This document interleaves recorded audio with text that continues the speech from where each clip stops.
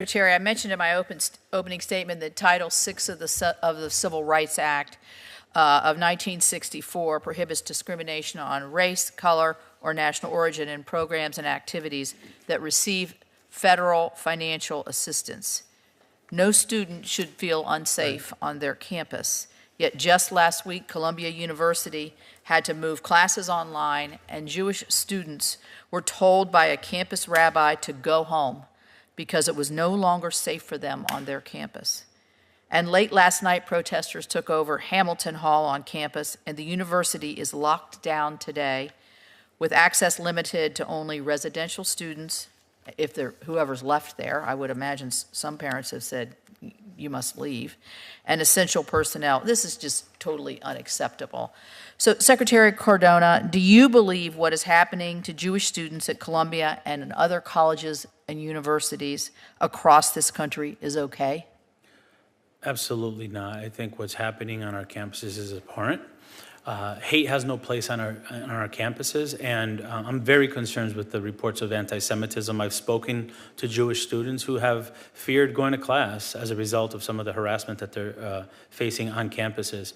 It's unacceptable, and we're committed as a Department of Education to adhering to Title VI enforcement. We have 137 open cases. We take this very seriously. We've increased the number of communications to college campuses to make sure that they have what they need in terms of the law and best practices on how to make sure that we're protecting students. Look, as an educator, lifelong educator, protecting students is our #1 responsibility. We take that seriously, and the anti-Semitism that we've seen on campus is unacceptable. Unacceptable. We agree. So you have 136 cases, you said. How long does a case take? I mean, by the time this goes through the system, quite frankly, it's either going to be all over or one way or the other. Yeah. To me, that's sort of that's good. Yeah. I'm glad you're doing that.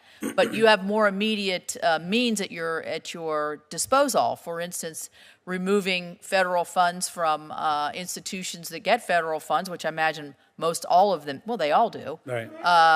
If they're in violation of Title VI. You're absolutely right. Are you intending to do that? You're absolutely right.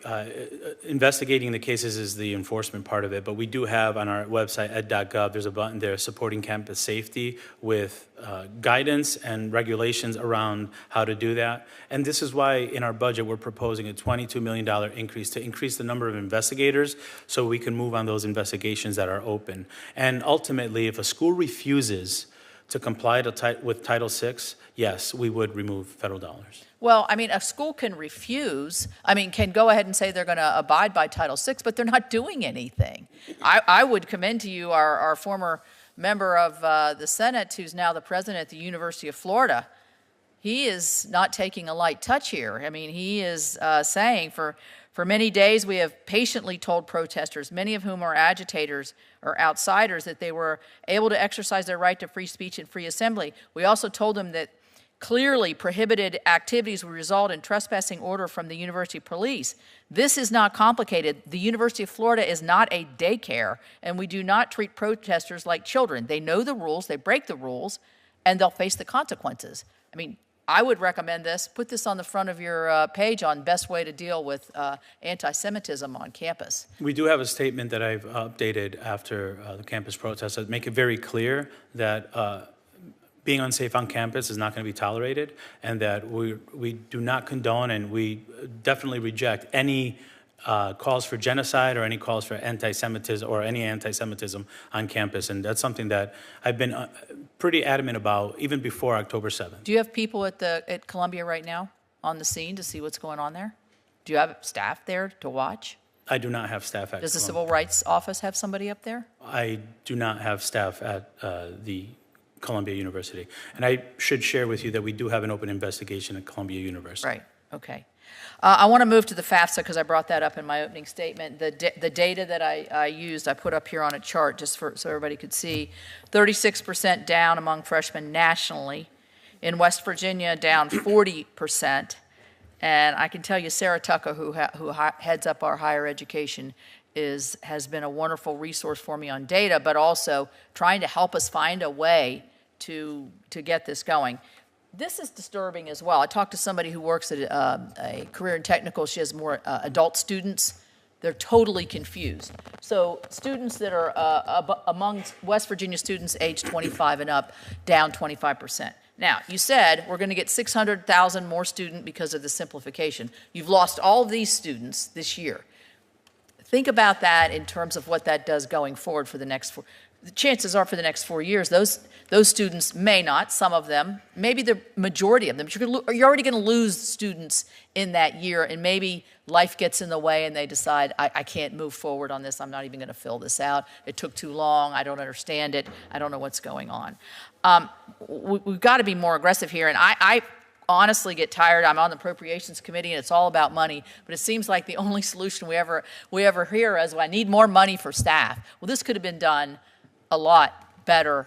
We should have heard from what you said today. We should have been hearing that a year ago so that we could have been prepared for where we are. And I'm sure you feel the same way, that you would have liked to have had that conversation a year ago. Is there any way, I mean, is there, Senator Collins asked for an apology. Have you apologized? Have you said, we know we've really screwed this up and we need to make it better for not just the students, but the institutions as well? Yes, absolutely. I'll give you a chance to do that. Absolutely. I've spoken to parents and students directly. I've sat with them while they're filling out FAFSA. We at the FSA have worked to return 28 million borrowers to repayment.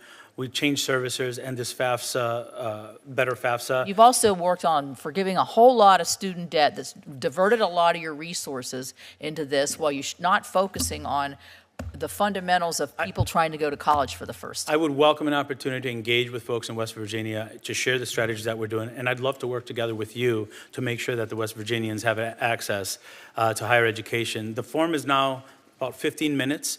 We are processing. If a student in West Virginia applies today, by Friday, the colleges are going to have the information. We've processed over 8.2 million Are you accurately processing now? Yes, we are accurately That was processing. an issue too. We made those corrections, and we are accurately processing information. And to be very frank with you, I've been hearing students are getting their letters. Look, we're on the same team here. We want to get as many students connected. Right. And I look forward to working with you to make sure we can do that in your state. Thank you. Thank you. Capito. Thank you, Madam Chair and Ranking Member, and thank you, Director Ray, for being here with us. It looks like I might be your cleanup batter here, so that might be good. I want to go to something that Senator Murkowski was talking about. She talked about her state. You're well aware of West Virginia, unfortunately leading the way, and our numbers went up a little bit over the last year, which was very discouraging because we have a lot of communities and community involvement, and the FBI has been involved with this on the law enforcement side, but all kinds of issues to try to lower those numbers. So it was a bit disappointing to us. But I wanted to ask of what the FBI, the drug cartels, the transnational criminal organizations that we see along our southern border mostly, I would imagine, what kind of additional resources or different strategies can the FBI employ? Because it's obviously fentanyl still streaming across the southern border. They're obviously pressing a lot of the pills before they come over. The whole thing with the chemicals coming from China. What are you seeing in this in terms of targeting the transcontinental criminal organizations? So certainly the vast majority of the fentanyl in this country comes from the cartels in Mexico, sourced from precursor chemicals from China. Right. And then is trafficked here or distributed here primarily by violent gangs. And so I think to be effective against the threat, which is really an epidemic, we need to be trying to hit all of those different choke points. Mm-hmm. The FBI plays some role in almost all of them, but not uniquely. This is way bigger than any one government agency. Frankly, it's bigger than government itself, but so we are, through our Safe Streets Task Forces, going after the gangs that are distributing this stuff on the streets. We are, through our transnational organized crime task forces and working on OSADEF strike forces, going after the cartels and the cartel leadership, which are the source of supply. We are trying to push, in our own way, the Mexicans, and we do have good relationships with our Mexican law enforcement counterparts, but this sort of onesie-twosie effect of a great extradition here, a takedown there, those are things to be celebrated, but they really aren't enough to affect the problem at scale. And then the China piece, the precursor chemicals, is a huge part as well. One of the things we're trying to do now, and I'm very pleased about this, the Director of National Intelligence, Avril Haines, has convened, and we've been doing an intelligence community sprint on the fentanyl problem to try to figure out how we can better ensure sharing of information between the different intelligence agencies who are not law enforcement and law enforcement, to have the information flowing. We clearly have to go after the money. After all, this whole thing is profit-based, right? So we need to figure out better ways to go after the money. So some of those are some of the things that need to be done, but it is incredibly frustrating. I know that our offices in West Virginia, who are dealing with, as you say, on the receiving end of so much of this problem, I'm continue to be blown away, frankly, by how high-performing those offices, some of the takedowns they've had in West Virginia for a comparatively small footprint is really something that's inspiring. I guess that's a plus and a minus. The minus being they're there, the plus being they're being disrupted and caught. So that's congratulations to them. I know there's been some big busts. I want to ask you about the NICS system. Because the question I have is, and thank you for the visit, and I thought it was a really good visit. I'm trying to understand your budget, where you have a technical adjustment of $43 million proposed in your budget regarding implementation of the Bipartisan Safer Communities Act. We're being told that this could impact the 170 people that are at the NICS facility that are working in that. How is that going? And I know, and can you explain a little bit the anomaly that you have here as one of the program changes for 2025? So I can see why it's confusing a little bit. There's two things going on. One is the 170 positions that Congress gave us with BISCA was one-time funding. And so one of our requests, which I think is $43 million tied to the 170 positions, is designed to make sure that one-time funding, because we've largely filled almost all of those 170 positions. If we don't get that reappropriated, that's gone. So that's incredibly important that we get those 170 positions and that $43 million reauthorized. So that's part of it. Then on top of that, though, because of the pace and the volume, we have asked for a smaller, but nonetheless an enhancement. So bottom line, it's maintain the 170, which was one time only, and then add a little bit with the enhancement that we've asked for. You know, some of this, and I'll stop here, but the statistics that this was early on when the bipartisan bill was being discussed at NICS. There had been some disruptions where the information showed that if you knew what had happened pre-18 years old, you would have fallen into that category, and there were disruptions where people were unable to secure a weapon and because of mental health or whatever. Is that continuing? I mean, is that trend continuing that is disrupting? We're definitely seeing that. I'm struck by the number of times when we have that, because there's the mental health piece, there's the juvenile piece, and then there's the contact with law enforcement about the individual piece. And the number of times when the exchange with law enforcement in whatever state it is saying, whoa, yeah, we know who that is, and that would not be a good thing. We have significantly improved the timeliness of those. I remember when you and I were there, it was still kind of a work in progress, but I think it's up like tenfold how much faster it's happening, which is great.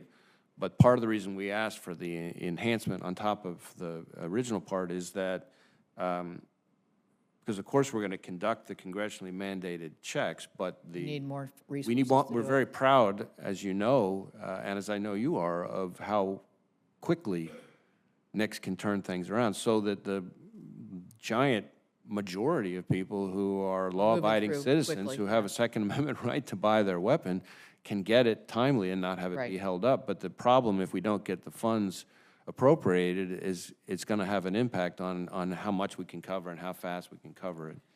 Yeah, I mean, just for context, I saw the statistics that I have. Just last data point is in 2023, there were 29 million NICS firearm background checks in the country that go through the office in West Virginia. So thank you very much. Thank you, Senator Capito. Senator Capito, thank you. Thank you. Administrator Regan, I want to talk about the power sector strategy and the 6 different EPA regulations that you put out all at once. In a 2022 speech, you said, if EPA's actions unfold while the rest of the federal family, leading states, and leading firms in this sector are mobilizing their tools and resources, then our actions and the clean energy investment signals that they send will work as they should, hand in glove. So if I understand your statement, by issuing 6 rules in a short time frame, at the same time the IRA is being implemented, the EPA rules will send clean energy investment signals to the industry. Is that correct? That statement was intended when I addressed the utility leaders at Sierra Week, that we would issue 4 rules simultaneously. That was to focus on wastewater discharge, cleaning up coal ash, focusing on controlling mercury, and the 4th is reduction in carbon pollution. And what I had talked to the industry leaders about is these regulations have to come from the agency. In the past, they have come in staggered ways or in ways that did not work in a sort of cross-purpose way. We decided, and I said this 2 years ago and worked with the industry, that we would put out 4 rules at the same time that have their own unique statutory authority and requirements, but that they could see the cost associated and make strategic investments, long-term investments, to provide affordable, reliable power. So you went to 6 instead, from 4 to 6. We announced 4 at the same time. And now we have 6. We have the Good Neighbor Rule and all that pulled together, correct? Some of those rules we issued prior to. You've changed some of your rules. You said you wanted to be durable and provide certainty, and you've proposed, as I mentioned in my opening statement, to add 5 more states to the 23 covered by Good Neighbor. So you're already changing your rules, even though you state that you want to provide security or certainty. No, I think when you look at the Good Neighbor Rule, I think there are a number of states that are actually controlling their emissions and not contributing to states next door. And so when we think about the Good Neighbor Rule, we are responding to the states that have said, you have a federal obligation to protect our citizens. You also have a federal obligation not to penalize us for doing what we need to do, while other states may not be controlling. At the same time, you didn't listen to the state plans, right? You just went forward and said we're going to have a federal plan, and that's it. All these state plans were pretty much neutered, correct? No, we absolutely listen to the state plans. As a former state regulator, I understand this process extremely well. Still have a lot of colleagues who are serving as state secretaries. And so, listen, the bottom line is that the federal government has an obligation to exercise a duty to control pollution. Sometimes pollution, well, not sometimes, pollution doesn't understand boundaries. So if there are other states that are polluting neighboring states, to avoid litigation from those states who have done what they've said they're going to do, we have an obligation to make sure that we protect those states. Well, I think that's obviously being challenged in the courts, and your ability or your actual right to actually do that. Let me ask you, I just get so frustrated when I see, let's see, right now our power mix is 60% fossil fuel, 16% coal, 43% natural gas, 18% nuclear, 20% renewable. The plan that you've put out, the Clean Power Plan, that will basically make every coal plant extinct because nobody's going to be able to afford to do that on an aging coal plant. So those will be gone in the 2030s. And then nobody's going to build a new one unless they only run it under 40%, because they're not going to be able to meet the demand. Do you know a U.S. power plant right now that meets the 90% CCUS requirement that you've put into that bill? Where is that plant? I think I want to sort of push back on the notion that this rule is going after coal. I think when we talk to these utility CEOs, they provided to us their plans. Some of these coal plants were already going to sunset because they're transitioning to natural gas. Some of these coal plants we do believe will be able to take advantage of these CCS technologies. Is anybody doing that now? Well, I've had a number of visits in states the answer is no. Like North Dakota. I spent time with the governor in Wyoming. There are utilities that are putting on this technology and beginning to use it. There are also taken full advantage of the resources provided by the Inflation Reduction Act, tax codes by the Inflation Reduction Act, to invest in this very technology. So our timeline does match with the resources currently going to utilities who are investing in CCS Okay, technology. so here's another problem. We had a pipeline in West Virginia, a natural gas pipeline, that goes down towards North Carolina. Sure. The Mountain Valley Pipeline. We all know what we went through to get the completion of that. We had to have a presidential signature to get that completed after it had been in and out of the courts for years. It's like triple the cost that it originally was. How in the world can you say that we're going to do CCS, we're going to build pipelines that are going to carry carbon? That's not going to happen. The country is already doing it, and the country is doing it for other sectors of the economy. And here's where the whole of government... I would love for you to give me an interstate pipeline that's been recently built that carries carbon, and then I'll be quiet about it. Well, there's a pipeline currently being built from North Dakota to Iowa. And so When was it permitted? I'd have to get you those details. Yeah, a long time ago. All right. And thank you, Secretary Cardona, for coming and being with us today to discuss the department's budget for 2025. As our chair said, last summer this committee was able to work together to pass 12 bipartisan appropriations bill out of the great hard work of Senator Collins here and Senator Murray leading the charge for us. And while I regret that it was so very delayed, last month Congress did pass the final bipartisan funding bills for 2024. We were able to successfully complete the 2024 process because everyone worked together to find some common ground. Fiscal year 2025 is likely to face similar, if not greater, challenges, but I am hopeful that we will once again be able to come together and produce a bipartisan 2025 bill, labor bill, that prioritizes programs that help provide the opportunity for a high-quality education for all. While the budget proposes to continue spending money on programs and activities that we simply can't afford, I appreciate the somewhat tempered approach this year compared to the previous budgets. The Fiscal Responsibility Act continues to be the law of the land and will govern what is possible for moving forward. Just like last year, we're going to have to make some tough choices. So I am concerned that this budget attempts to go around the FRA, or the Fiscal Responsibility Act, by proposing $140 billion in new mandatory spending for programs that this country simply can't afford and that the Congress has consistently rejected. Expensive new federal programs like free college are ill-advised and unlikely to be considered. Pandemic-era spending is over, and we need to get down to business. The challenges facing K through 12, and I don't need to, as a former educator, or a lifelong educator, I should say, facing K through 12 education are downright alarming for the current generation of our students. We are facing a crisis of chronic absenteeism and failing test scores or falling test scores in this country. The number of kids counted as chronically absent, missing at least 10% of school days each year, is double what it was before the pandemic. In West Virginia, my home state, 28% of the children in school missed more than 18 days of school last school year. That's almost a month of school. This isn't okay. And when kids don't go to school, they don't learn, they don't thrive, and they don't grow, not just academically, but also socially. I know you share this concern, and I hope that your department will continue working to give states and districts the support they need to help get kids back into the classroom. Federal education spending should support states and policies that afford the greatest opportunity for kids to learn and achieve academically. Formula grant funding like Title I, IDEA, career and technical education grants put education decisions as close to the local schools as we can, to the teachers, the parents, and also provide the crucial flexibility that local communities need to best meet the needs of their students. So I'm pleased that the budget priorities does that with these essential programs. However, your budget also proposes to slash other funding intending to help public school students succeed. For instance, the charter school program.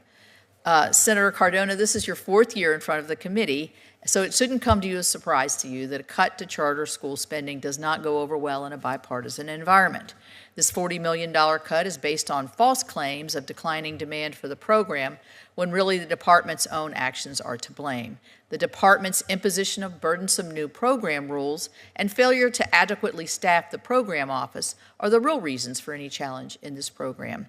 When enrollment in traditional public schools declined following the pandemic, charter school enrollment increased.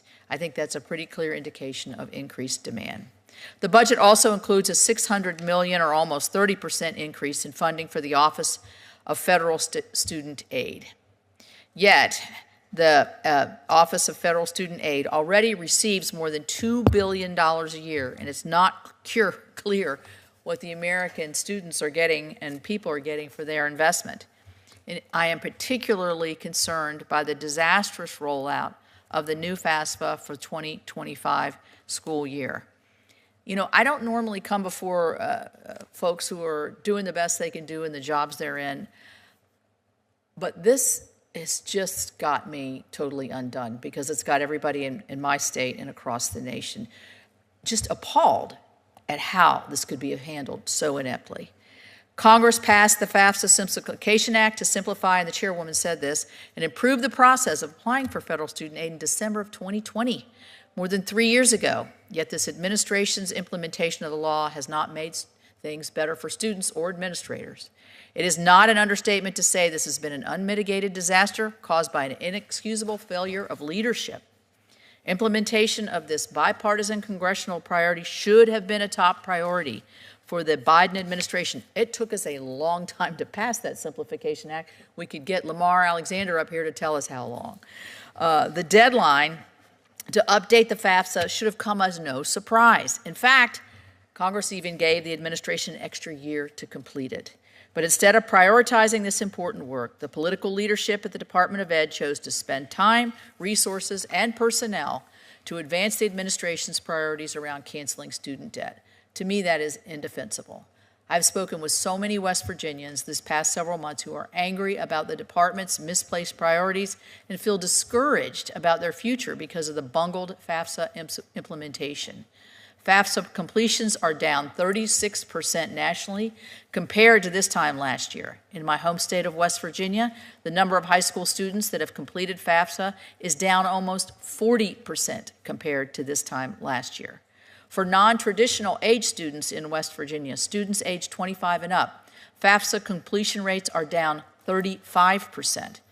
Maybe students put off post-ed education to work or to care for a family member, and now because of this mess, they are having to delay their goal of furthering their education. Some students may never end up enrolling in post-secondary education because the hurdles to complete the FAFSA are just too high. And many of those who have managed to overcome the difficulties and submit their FAFSAs are still left in the dark about what financial aid they are eligible for in the fall. This is obviously a huge issue for students and their families, but it is a challenge for our colleges and universities. Because of the delays and challenges concerning the rollout of the new FAFSA, $482 million is hanging in the balance for students in West Virginia, severely jeopardizing college access and affordability for those students, and many of whom would be the first in their families to go to college. Tomorrow is May 1st, traditionally known as College Decision Day. In a typical year, high school graduates across America will be finalizing their decisions as to which college or university to attend. But this year, your department just yesterday sent colleges and the correct information they need to package those aid awards. Still, students are still unable to make plans and informed financial decisions, what is likely to be one of the most expensive and consequential choices that they will make in their lives. I agree with your statement that there is nothing more important right now at the Department of Ed, and I hope moving forward you will be singularly focused on addressing outstanding issues and ensuring that these problems are not repeated in the 25-26 FAFSA cycle.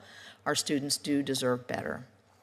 On that note, I am concerned with all of the regulations coming out of the department right now, or expected to be, including the new Plan B student loan forgiveness, Title IX, new cash management rules that would increase the cost of educational materials for our students. I urge you to abandon these efforts. Finally, I would ask you to take action to protect our Jewish students and restore order on college campuses across America. Discrimination based on national origin violates Title VI of the Civil Rights Act, and your department is required to enforce the law. That no student should have to fear for their safety while attending school. Last week, 26 of my Republican colleagues and I sent you a letter on this topic, and I look forward to your response. Mr. Secretary, we have a lot of important issues to discuss today, so I want to thank you so much for being here with us. I see we are joined by the Vice Chair of the full committee. Next for a second round, we have Senator Capito. Thank you. Thank you again, Mr. Secretary. We authorized ARPA-H it was funded at $1.5 billion, and you're requesting flat funding for ARPA-H. For those who don't know what that is, it is intended to fund high-risk, high-reward research to find biomedical and health breakthroughs. It's fashioned after DARPA, which is done in the defense arena. And biomedical research has long enjoyed bipartisan support, of which mine is obviously part of that support. I have heard some concerns about either repetitive or deflecting or competitive, maybe, research that could be that is conducted at NIH as opposed to ARPA-H. So ARPA-H reports to you, and NIH is a separate entity. And I would like to know, can you tell me how you plan to make sure that the research activities of ARPA-H and NIH remain distinct? And I mean, I don't think they should be siloed because one can feed to the other, but to avoid that duplication. Senator, so just to be sure we're clear, both NIH and ARPA-H report to me, but ARPA-H, which is very similar in its research mission, some said should have been housed within NIH. What we did was we kept it separate because it's supposed to be a much more nimble operation. The difference, basic research is done at NIH. It may take 10 to 15 years before we see some novel discovery come out of the NIH research. ARPA-H says in 2 years, no more than perhaps 3 years, you're on the ground with this novel approach. And so ARPA-H was, as you mentioned with DARPA, with the Department of Defense, to help us get those innovators who are having difficulty finding enough money because it's a small idea, actually get them off the ground. And so this is where that cutting-edge research will quickly get moving. And so ARPA-H has actually had some great successes. And as I mentioned to you in our conversation, I'd love to make sure that if you'd like, we let you know some of the projects that are underway at ARPA-H. Yeah, so I understand your longest project so far is 9 months old. I mean, that's because this is a new program. Correct. You have the ability to withdraw funding at but I don't know how many projects you have going, 9 to 10 maybe going right now. You have the ability to withdraw funding if it looks like these things are, that's some of the hardest things to do, as we know. Yes. We served together. Have you withdrawn any funding from any of your projects that are moving so far? Is it too early to tell? We're only 9 months in, and so usually 2 to 3 years, but you're right. These program managers are hired with the understanding 2 or 3 years, and that's it. And so do you have a firm and affirmative oversight plan to make sure that you're redirecting funds if somebody's got an idea that's not going to work, let's move on, and you have that oversight plan already in place? Yeah, Dr. Wegerson, who, by the way, came from DARPA, Dr. Wegerson understands that completely. It's in the design of the proposals. Everyone understands this is not going to be something that's living for a decade. It's either you hit it, you have success, or we're moving on. Okay. I want to ask you about your return to work process. COVID's over. It's been over for over a year now. The White House Chief of Staff, Jeff Zients, and I excuse him if I pronounce his name incorrectly, encouraged agencies through an order in May 11, 2023, to bring back in-person work policies. What is your in-person work requirement? We are complying with the OMB guidance that was put out there. Well, what is that? I don't know what that is. It essentially says make sure that your work plans with all of your employees have a mix. So some are full-time, some are have some telework ability. And so it's having the mix. And what you're traditionally trying to do is have at least half of your workforce in at all times. Okay, so approximately what percentage would you say is back in the office 5 days a week? As I said, we're complying with the OMB guidance. Well, I mean, I know So you that said means that, we're, but- we're essentially there, but we're 90,000. We have people throughout the country. We have a mix. Unlike other agencies, we have folks who are medical Have you providers. negotiated any contracts or with the federal unions that say you have to be in 2 days every 2 weeks and a day is 6 hours?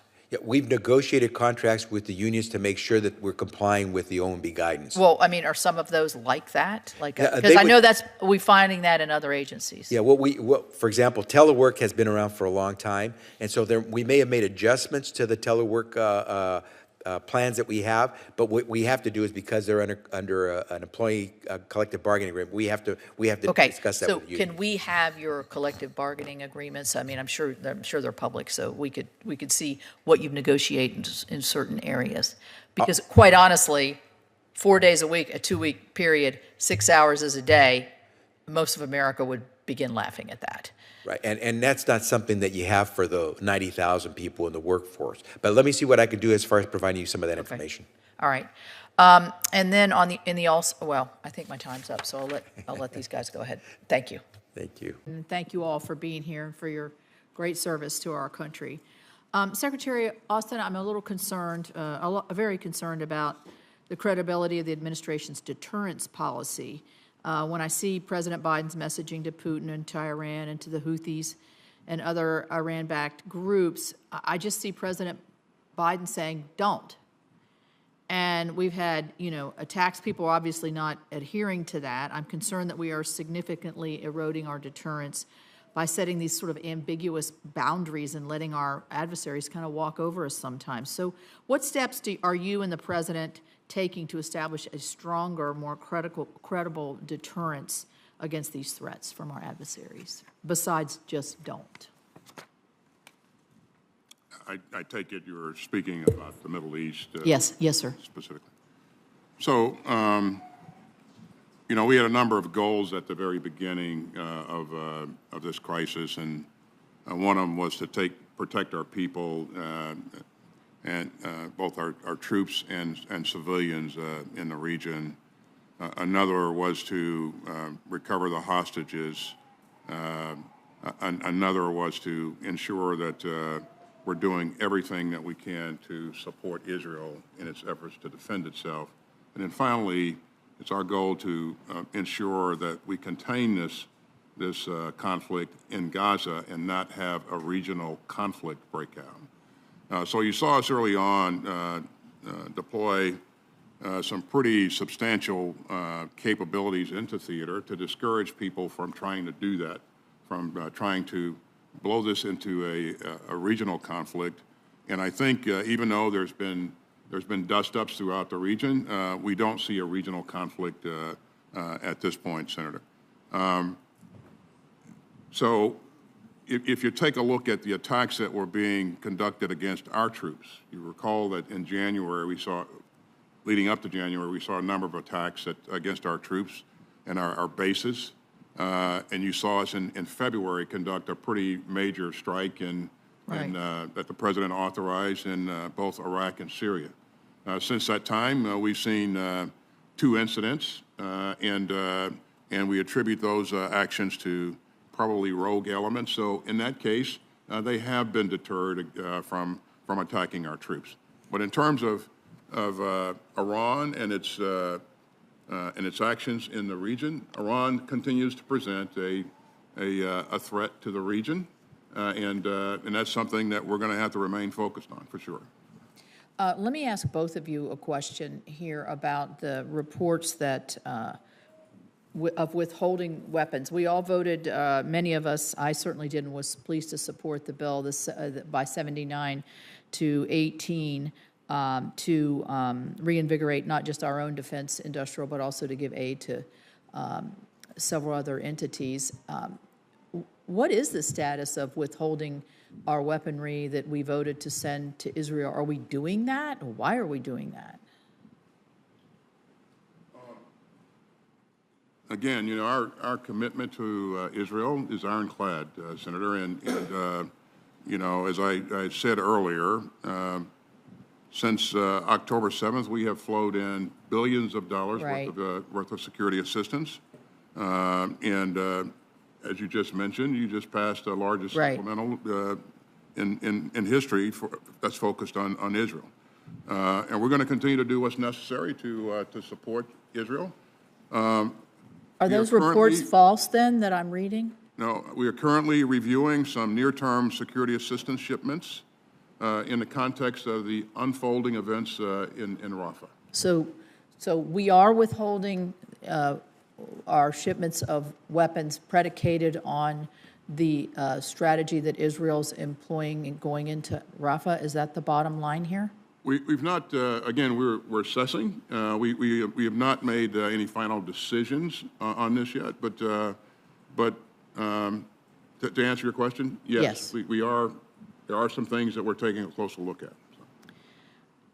Okay, that's an answer that's, well, thank you for clarifying it. I wouldn't say I agree with it, but thank you for clarifying it. General Brown, let me ask you, this is one of the things that's come up on the refortification of our own munitions. How do you see that now that we've passed this and the President signed this? Well, it's going to put us on a much better path, and it's not only what the supplemental, but it also say the FY24 National Defense Authorization Act, which allowed for multi-year procurement for 6 systems.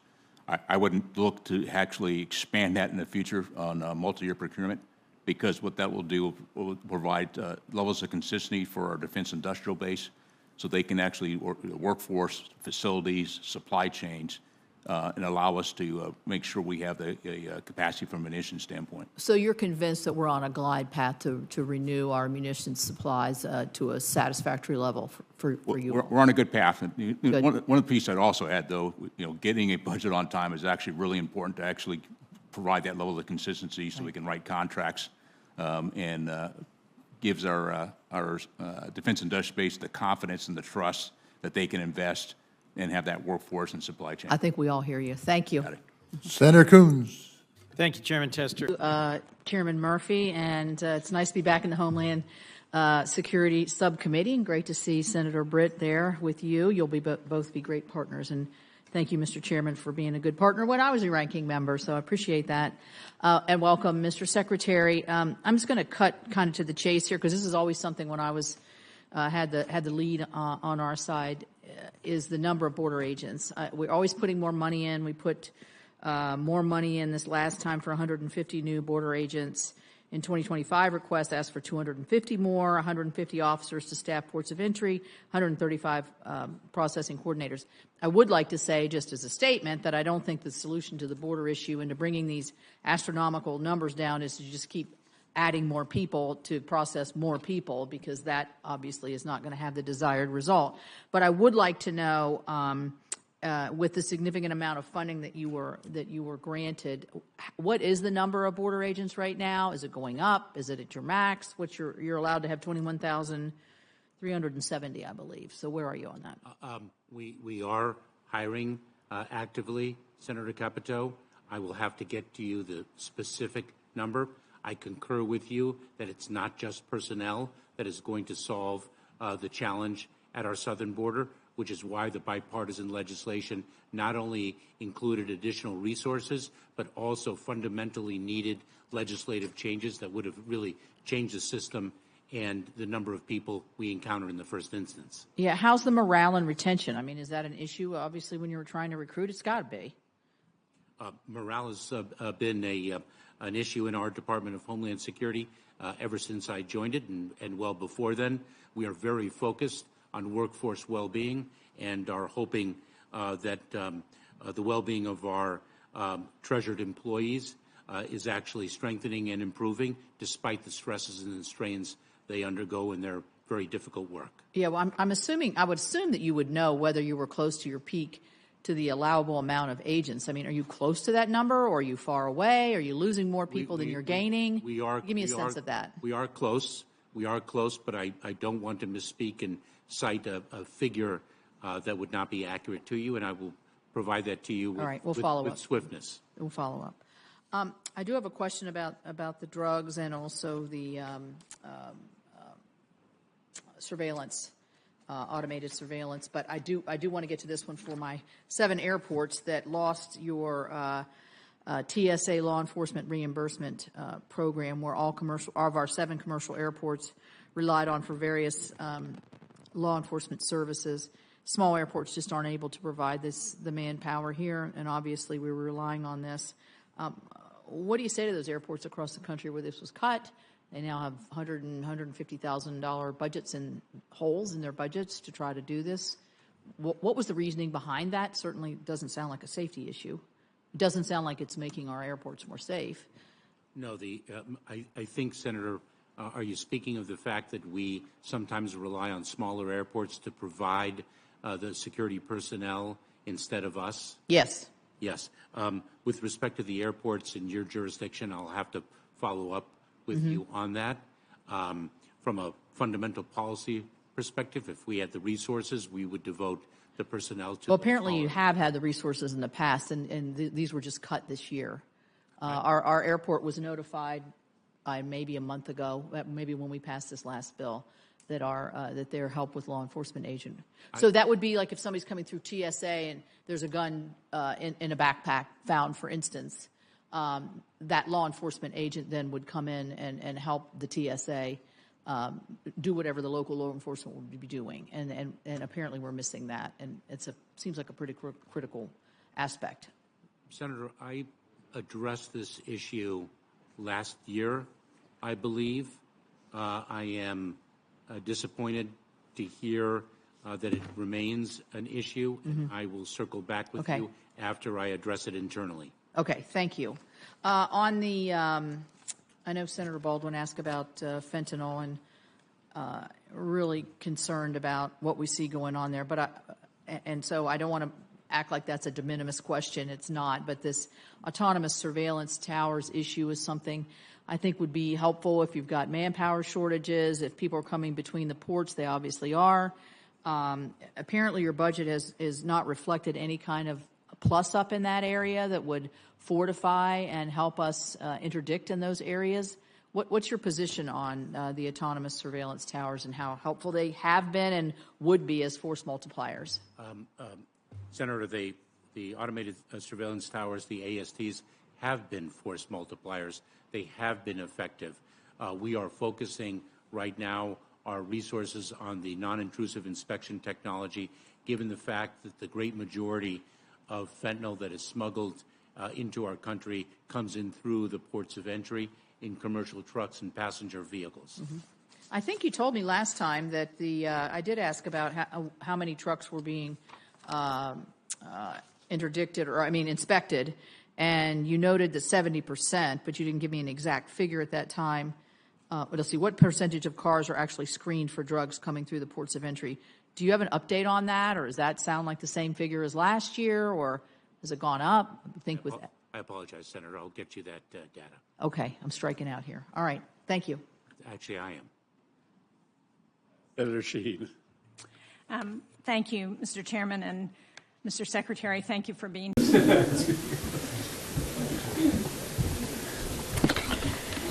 Okay. Well, thank you all for coming.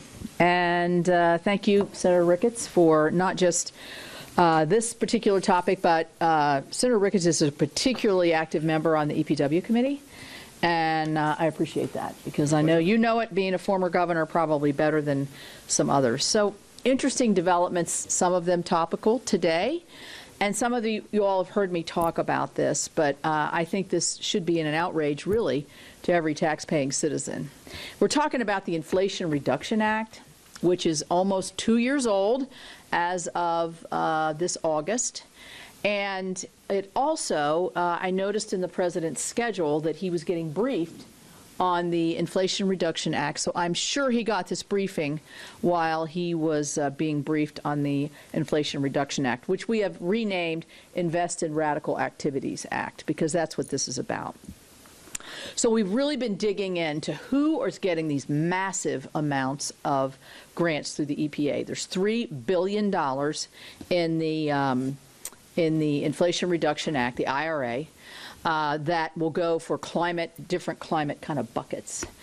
And in our investigation, we found that a lot of this money that's going out really has little to do with the environment and a lot to do with funding groups that are basically engaged in what I characterize as anti-American activities. They're anti-American, anti-Semitic, anti-Israel, anti-police, and anti-border security.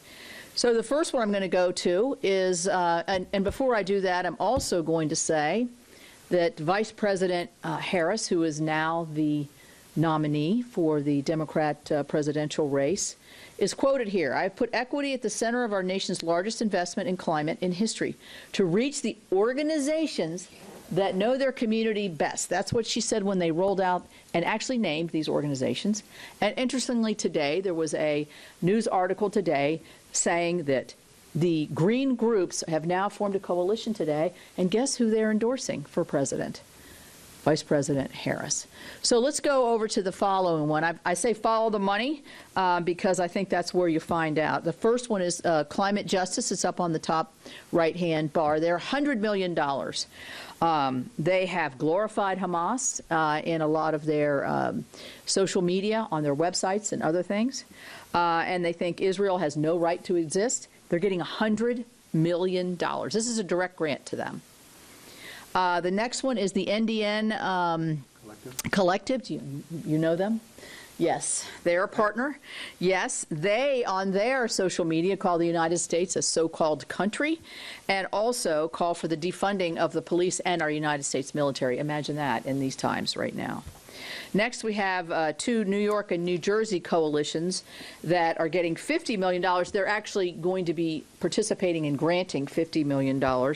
Their quotes are, "The border and concept of citizenship is racist, and wants no collaboration with federal immigration officials, and the ICE agenda is racist as well."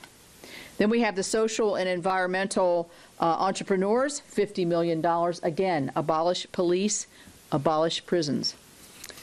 The latest one, and these were all, those previous ones I'm talking about were all announced in December by the Vice President and named on the EPA's materials as they rolled them out through the press. The Ella Baker Center for Human Rights, the most recent funding was announced last week, is getting between $1 and $3 million, and they are actively advocating to defund police, decriminalize shoplifting, and abolish our prisons. So I think that that this uncovers quite a bit of the $3 billion. We're up to $200 million, actually a little bit more than that, if you count everything all in. And this is just the lack of accountability. The administrator of the EPA has been questioned about this.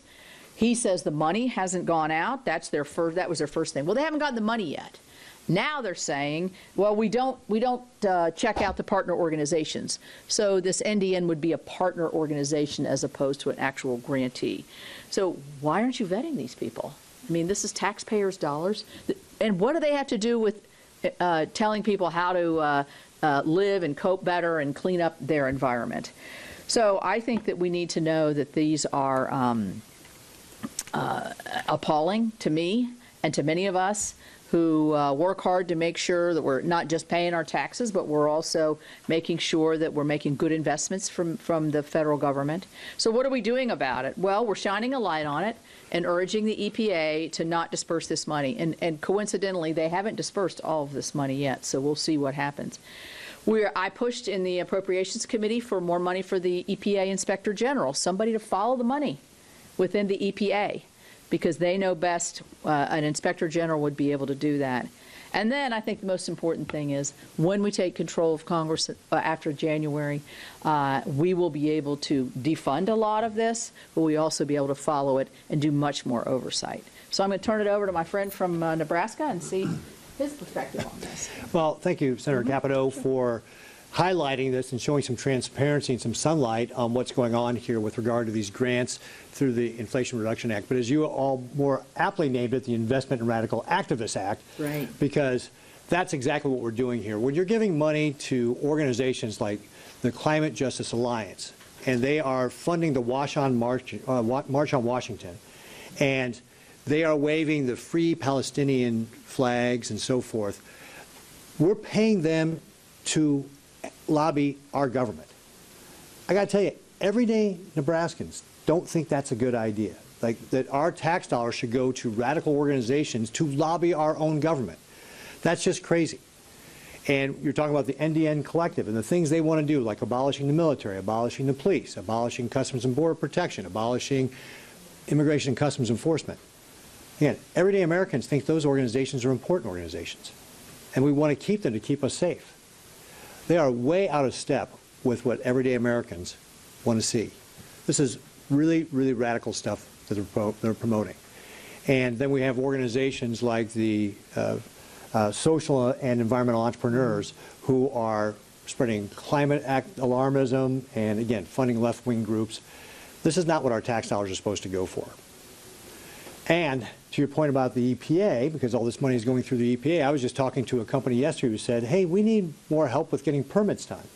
We can't get permits fast enough, frankly, for some of these environmental projects even, and it's because the money is going to fund these radical organizations and not that nobody's paying attention to how many people they've got working in their different regions to be able to help get these permits processed. So on the one hand, the EPA's got legitimate business they're not getting done.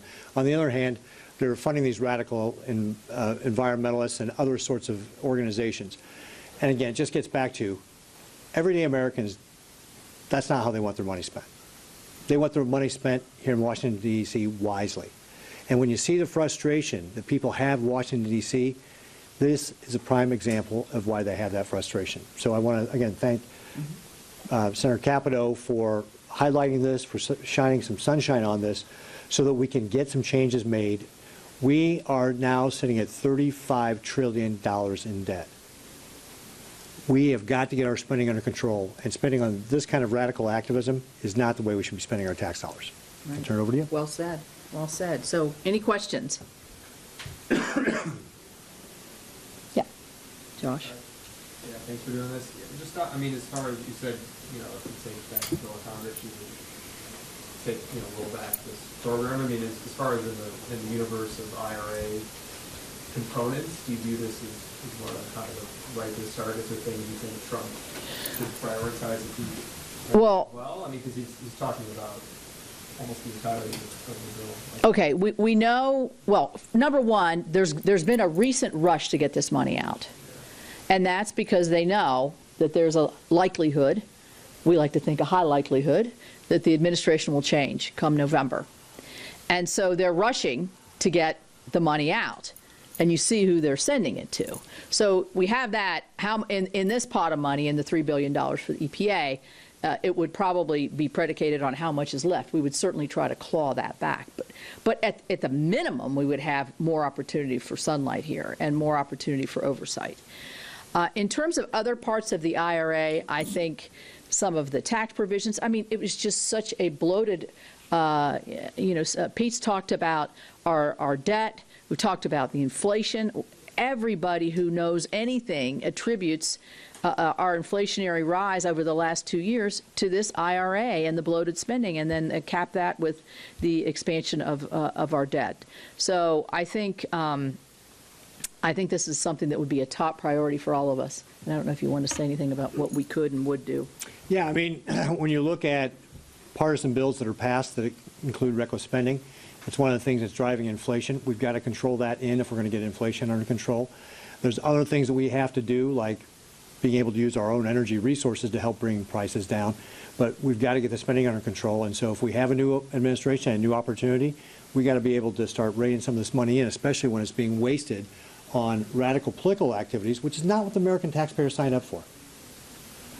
Yeah.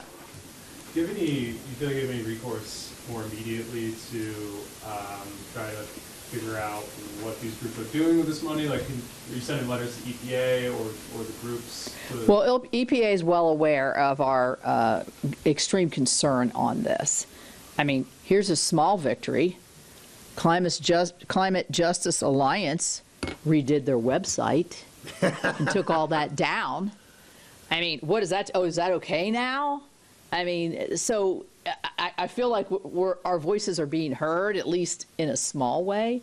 No response from the administration at all, no response from the administrator on this. And, And so right now, I think our best path is to just shine a light on it and talk about it. And this isn't going to be the end of this. I think this is just the beginning. Yes? So in the past, in response to your investigation of these groups and uncovering what exactly they stand for, the EPA has said, you know, political message or political beliefs are not in our criteria. They don't play a role in how we choose and how we score these grants. And they've also said that the specific money of the grants that are pending or go out can't be used for messaging activities. It can only be used for this specific purpose that's outlined. I have a response, but do you want to? Go ahead. You want to go first? Well, I mean, common sense tells you if you have $100 million coming into your nonprofit organization and you have certain political beliefs that you've been espousing all through your existence, not just in your social media, but for years, that to say that you would never use that money to be guided towards anti-police or what happens? It frees up the anti-police money so you have more anti-police money. I mean, that just makes sense to me. If somebody's going to get $100 million, you're going to have much more to do your political events or your political espousing through that. And there's no coincidence that just today they've announced they're going to endorse the person who announced them. And the EPA administrators, I like him.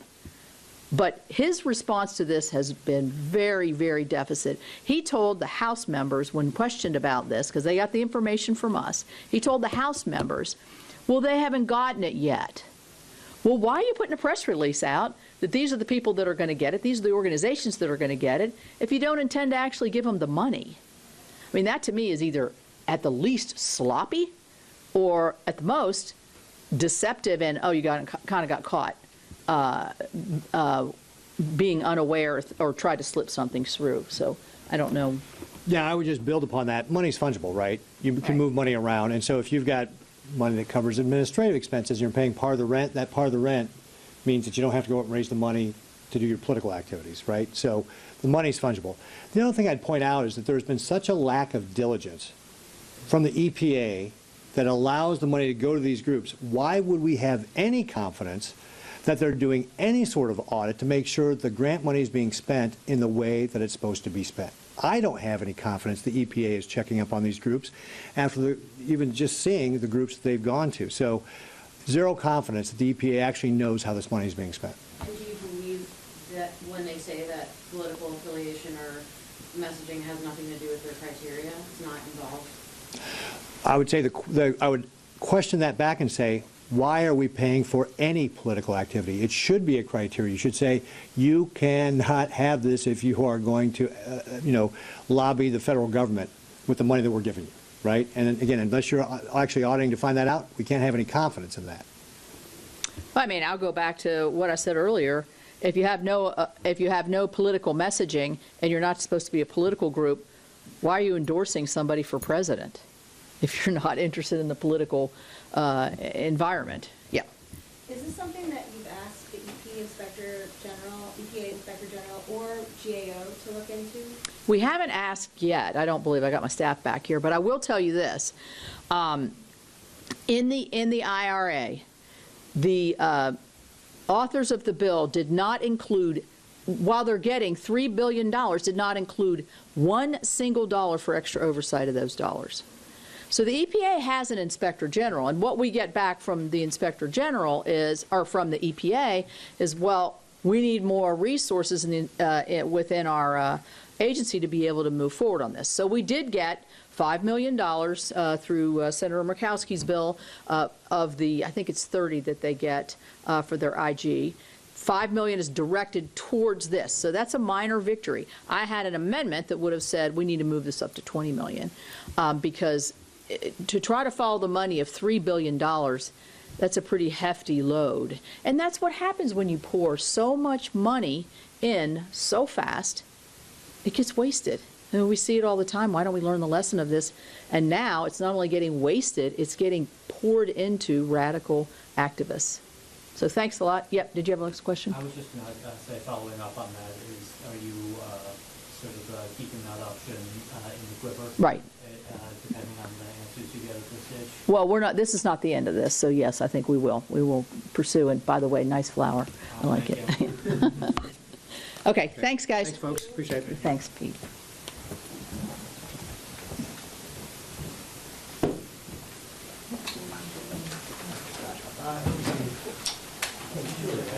Hey, Zach, how are you? Nice to meet you. No, you are. Are you with the Hill? I am, Oh, yeah. All right, There we go. No, you're from Twitter. Thank you, Senator Britt. Senator Capito. Thank you. Acting Secretary, I want to ask about ESG because I mentioned that in my opening statement. So in 2022, the Employee Benefits Security Administration issued a final rule under ERISA that allows plan fiduciaries to consider climate change, environmental, social, and governance factors when making investment decisions. What brought that decision forward? And was that a requirement from the president to have an all throughout every department consideration of climate change? Because as we look at, say, the Social Security Trust Fund, which a lot of people are going to be relying on for retirement, and also their retirement plans, in my view, the best way to keep our retirees as they move into their senior years in the best possible position is to have the maximum financial benefit accrue to their plans, regardless of, I could see if things were illegal, but if you're talking about a natural gas company or a coal company or somebody else who's really maximizing profits, this rule would, if that fiduciary takes this under consideration, would eliminate that as a possibility. So, Ranking Member, I very much appreciate both the question and the way in which you asked it, because I agree, and of course, it's best for retirees for their investments to give them the maximum financial benefit. Right. All of our work, our enforcement work, as well as our rulemaking is about that. This particular rule is consistent with that in that it does not mandate, but it does allow an investor to take into account ESG factors, especially because, and I was just in a meeting about this with many investors who actually make these decisions, sometimes when those factors, labor principles, right, environmental, valuing environmental outcomes, those factors actually make an investment more profitable.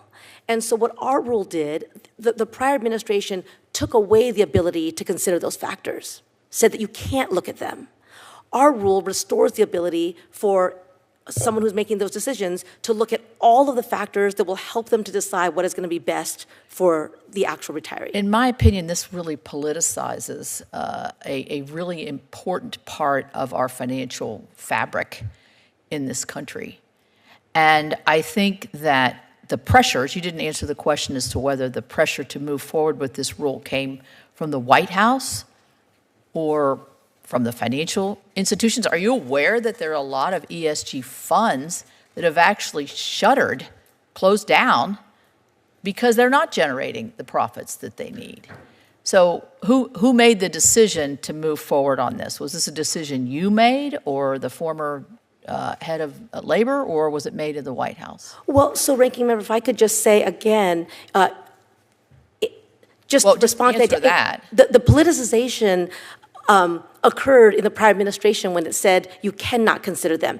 The point about being able to consider all factors is something that we heard from those people, financial advisors, those making those decisions, that they wanted to be able to consider all factors, but because of the prior administration's rule, they were afraid to do that, even when it would be in the best interest of the accounts, in which it would agree to, in which it would result in the maximum investment return. So Our rule was really about more flexibility. In terms of who made the decision, again, we went through the process for, for rulemaking that we always go through.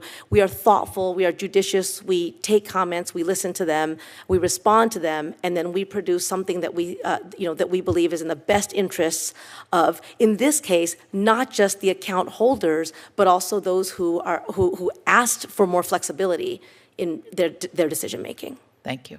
Senator Shelley Moore Capito. Thank you, Madam Chair. Thank all of you for being here. I know it's been a long morning, but it's critically important. Just as a statement, I'll tell you, I hail from West Virginia. Senator Manchin does as well. I think all of us here I don't want to speak for everybody, but certainly for me, I know if the disaster's not occurring in West Virginia, it's occurring somewhere else, it's going to occur in West Virginia. So I've always been very supportive of making sure that all of our communities across the country are able to get the disaster relief and as quickly as possible. So put me in that category of somebody who knows if not for me, it will be me and it will be us.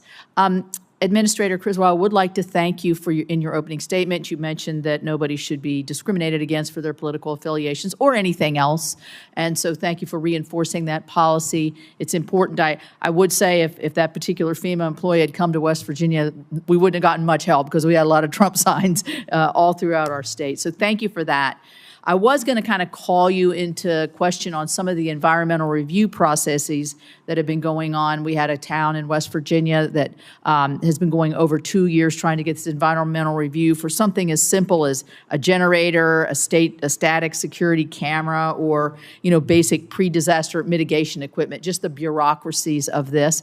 But I was just informed that they got their okay today. So thank you for that. You can take credit for that. On to drought. Let me stay with you for a moment because I was the ranking member and the chair at some point of the Homeland Security Subcommittee on Appropriations. This is a perennial problem in terms, but how many, can we help you and help FEMA as an organization take some of these older disasters off of the books, maybe figure out a process where we work with our states and our localities.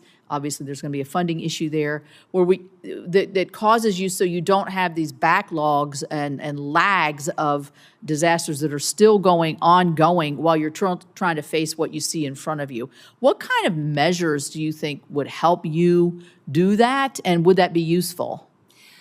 Senator, I think, we've seen a number of disasters that have been ongoing for many years. I mean, we still have some back to Hurricane Katrina. One of the things that we have started doing is a program that we're calling Validate As You Go. Part of the delay in closing out some of these projects sometimes is after they go through years of gathering the paperwork, doing the rebuild, we do all of the closeout at the very end of the project, and that can be time consuming to go look at every receipt and every action that was taken along the way.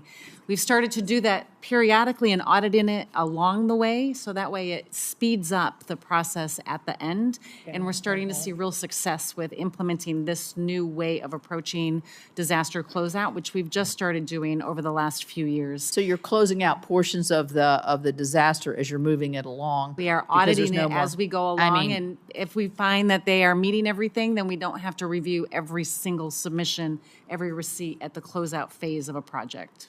Well, it seems to me you could enlist your state and local partners, too, to be able to help you with some of that work rather than diverting your workforce who has the immediate needs in these larger disasters. But we want to work to make that process easier so you can close the books and you can move forward. So anything we can do to help in that would be appreciated. I'm going to talk about the drought just briefly because West Virginia really has been. We don't have a huge ag community, but but just some of the statistics are quite startling. 90% of our soybean crop condition is in poor or very poor condition. 100% of our hay crop is in poor and very poor categories, and 97% of our soybean crop is in well, I already said that 97% of our soybean is in poor or near poor conditions. So you all at Ag have been helping us as an office to reach out to our Ag community. So I appreciate that. The last question I have is, apparently NOAA has an artificial intelligence mapping system where they map on the coastlines what could be tracking impervious surfaces of roadway water runoff, and how inundation modeling can help save lives. But a lot of the country's been left out of this AI modeling. I understand the coastal issues, but describing, as Senator Manchin did, our terrain, we're very prone to flooding. So I don't know, Secretary Buttigieg, are you using similar technology for mapping pre-disaster and water runoff so that you can more accurately see where your vulnerabilities are? I'm not familiar with that particular program, but we do have a number of partnerships with sister agencies to try to get an understanding of any weather or climate issues that we need to handle. I would segregate that into two very separate types of operations, things like FAA that need immediate real-time information versus what we're doing for the longer term with infrastructure development or response. But happy to follow up and see. Well, if we this is have a anything on NOAA there. program. I don't know if I mentioned that when I began the descriptions of it. And what about Administrator Criswell? Are you all familiar with that AI model that's being used to map? Yeah, there's a number of models out there. NASA has one. There's several private sector agencies that also have different models. All of these are really important because as we consider the impacts that these communities are facing, what we want to be able to do is help them understand what their future risk is going to be, because we obviously can see that we can't base it on historical risk. And so all of these different types of technologies, and we're trying to incorporate some of our own, but I think as we bring all of this together from the private sector, from NASA, from NOAA, all of those different technologies are going to really help us communicate and help communities understand and know their risks so they can make the appropriate preparatory actions and plans to help protect their citizens. Well, I appreciate that, and I will say that we just signed a letter into requesting a disaster declaration for West Virginia from Helene. It didn't get the news, and it didn't, but that storm and that water really affected all of Appalachia, even into the areas of West Virginia. So I appreciate your attention on that. Thank you all. I just wanted to put something on your radar screen that struck me when I listened to Senator Moran's question about Leavenworth. We wrote a letter to you, a bipartisan letter, Senator Manchin and I. We have quite a few employees at the Hazelden prison that has over 3,000 inmates. A whistleblower came forward with pretty graphic details of mismanagement, abuse, and worse. And it's a chronic problem there because I think lack of workforce and lack of ability to staff up properly. I don't know if you have any reaction to what's going on at Hazelden specifically, or do I need to follow up with you? We'll follow up, but this has come to our attention, obviously, not only from your letter, and I believe the actions were taken over the last couple of weeks, but we'll get more information to you. I think you're right on the problem of recruitment. It's a difficult, it's not only Hazelton where it's difficult for us to recruit correctional officers. It's a very dangerous job in facilities that have, there's not been the capital investment over the last decades that's required. And sometimes state and local facilities not too far away are offering more money in terms of salary. So we have asked for money for retention and hiring more than the normal salary that we would otherwise be able to pay. That's what the director thinks is going to be necessary to recruit the number of officers necessary to provide safety in our prisons. Right. I think safety is the issue. Obviously, it has been at that facility. I know you've answered a lot of questions on fentanyl, but this is a huge issue for West Virginia. We have the most really drug-related deaths per capita than any other state, and most of it's tied to fentanyl. Do you think that the $2.7 billion is an adequate budget for the DEA, and how could our resources be better prioritized to reduce and one day eliminate the amount of deaths we experience from fentanyl? Obviously, to stop the flow of fentanyl would be number one, but how would you respond to that? We would always like more money. But we're obviously trying to live within the caps that were agreed to.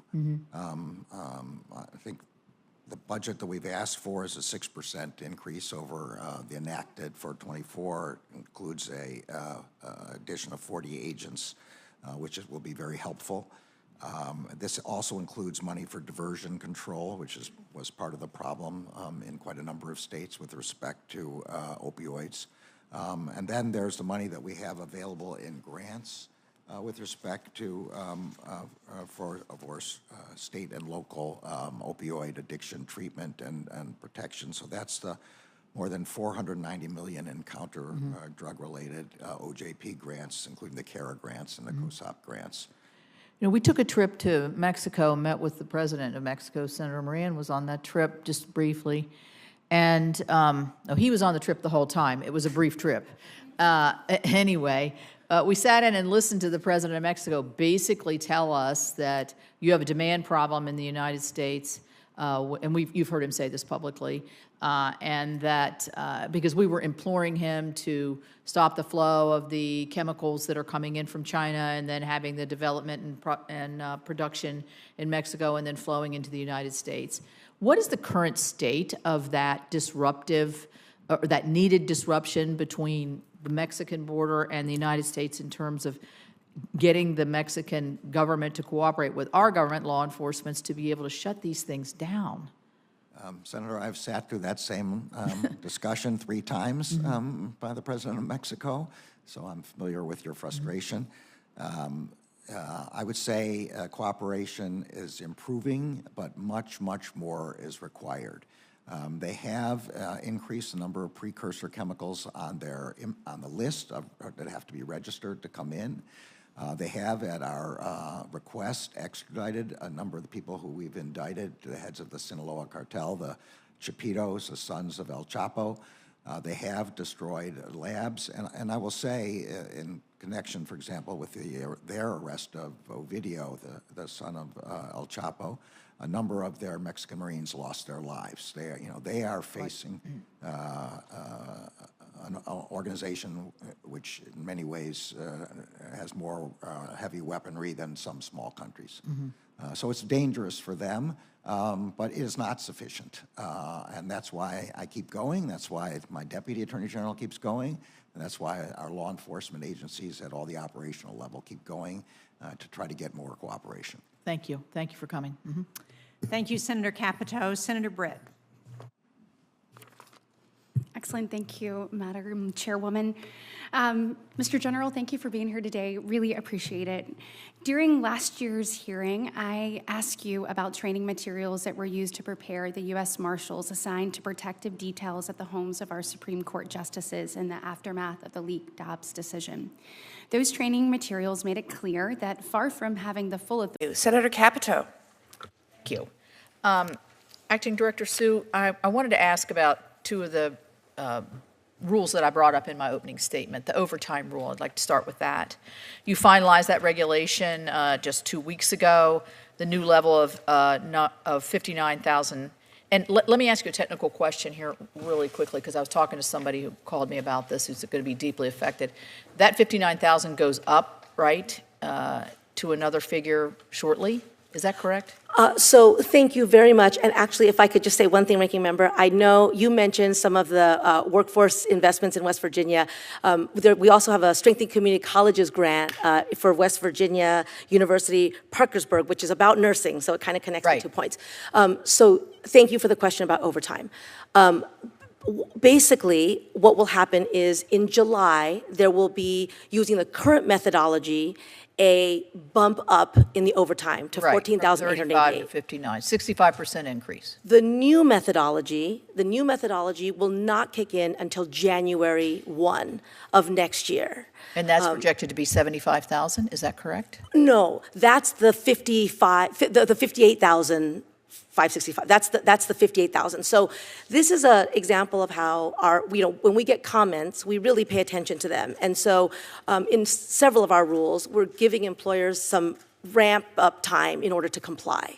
So the July 1st ramp is using the current methodology, not the new methodology. It's a smaller bump. And the bump to the $58,000 based on the 35th percentile methodology is going to affect on January 1 of the fall. So we've gotten a lot of comments for this because of, as I mentioned, threatening to reduce worker flexibility with little or no effect of what actually employees are going to take home. It threatens, we're hearing from nonprofits and colleges and universities who are concerned that they may have to raise tuition, curb flexibilities, career development opportunities.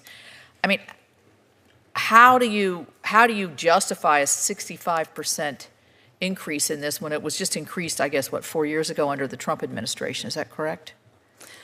So, Ranking Member Capito, one of the fundamental jobs of the Department of Labor is to make sure that we are protecting and looking out for the well-being of workers.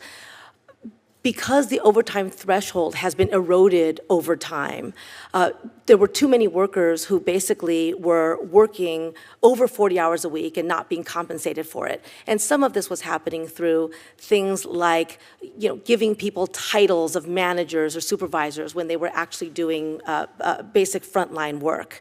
Our effort in raising the overtime threshold was to make sure that the overtime law in the Fair Labor Standards Act remains meaningful. So I would have to say, did you get a lot of pushback on this when you had your comments, when you put your first rule out? You had to have, for a lot of smaller businesses. I don't know how they're going to keep track of all this. We did. So we engaged. We had several sessions. We did 27 virtual listening sessions around the country that had more than 2,000 participants in 2022. And then we conducted 9 separate listening sessions with small business stakeholders. It's important for us to engage and to listen. Then I think we received something like 33,000 comments on that rule. Right, I would imagine. And then we respond to those comments. And again, one of the reasons for the 2-tiered implementation was because we heard what the impact would be and wanted to make sure that especially small businesses had time to implement. The other thing I want to mention, Ranking Member, is that we also provide as much assistance as possible when implementing new rules like this. So we have charts, we have a small business compliance assistance tools, and we stand ready to assist employers that need it in your state. Okay, so let me just make sure I get the process here, because I was a little confused. It does go to the 58,000 on July 1st under the old methodology? No. No. It will go. Stays at the same level. It doesn't do that until January 1st, correct? It will bump up to 40. Give me 1 second. It'll bump up. It's coming slightly, right behind you. It's coming. It'll bump up slightly on July 1st using the existing methodology just applied to the current wage rates. Okay. It's basically a math equation. Right, and then it goes updated. to the 58 so full compliance is not until January. Exactly. Okay. Correct. Okay, I did want to ask about the independent contractor rule, but I'll just submit that till you respond in writing. Thank you.